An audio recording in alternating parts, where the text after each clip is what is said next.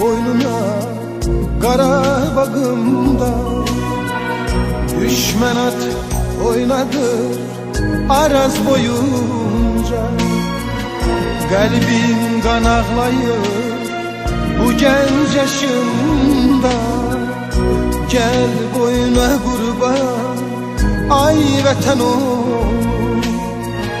Kalbim kan ağlayır bu genç yaşımda. Gel boyuna kurban ay vatan ol. Şuşa yaylağını sis duman aldı. Kar bülbülünün gözleri doldu.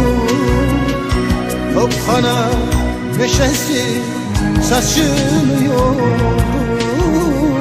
Gel boyuna kurban ay vatan ol. Şuşa yaylağını sis duman aldı.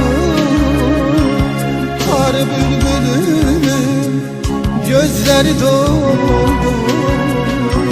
Tophana meşesi saçını yoldu. Gel boyuna kurban ay vatan ol. Gel boyuna kurban ay vatan ol.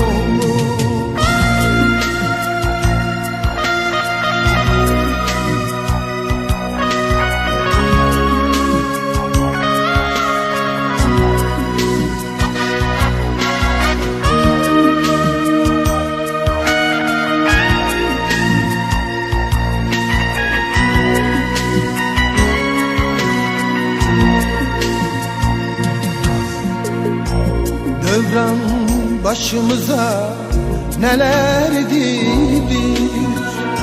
Gel boyuna kurban ay vatan ol. Göycem Zengezur elden gidilir. Gel boyuna kurban ay vatan ol. Göycem Zengezur elden gidilir. Gel boyuna kurban ay vatan ol.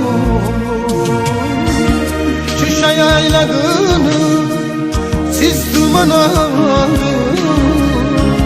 Kar bülbülünün gözleri doldu. Tophana meşesi saçını yoldu. Gel boyuna kurban ay vatan ol. Şuşa yaylağını sis duman aldı. Kar bülbülünün gözleri doldu.